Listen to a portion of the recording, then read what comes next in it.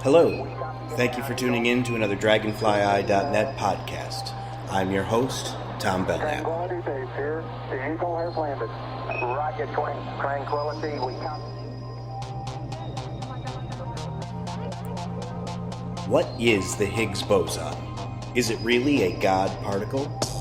Here's a quick primer on exactly how the Higgs Boson works and what it represents. Please enjoy.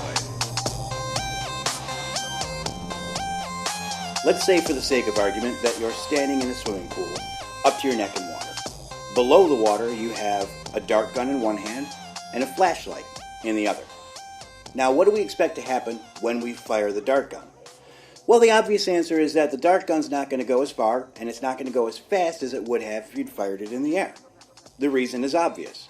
Just like if you try to walk through the water, you know water is much denser than air. Therefore, it takes more energy to go through it, and there's less energy left over to go farther. So the dart uses up its energy very quickly, and it doesn't go as far. Another way of saying that is that the dart feels the resistance of the water as it goes through it. It feels something pushing against it that is greater than it would be in the air. In the other hand, we have our flashlight. When we turn the flashlight on, we don't really expect there to be any change.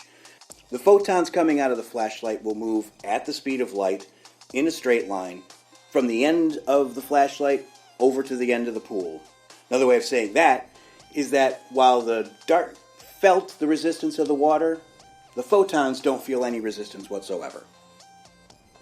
With this simple example in mind, let's now turn our attention to the way the universe works. Just as our swimming pool was filled with water, the universe is filled with an energy field called the Higgs field, of which the Higgs boson is a representative. The Higgs field is a very elusive field of energy that you can't see, taste, touch, interact with in any meaningful sense. But it still exists, and every elemental particle of physics, meaning every electron, every photon, every gluon, and all the other cats and jammer kids, every elemental particle of physics passes through this Higgs field the entire time it exists.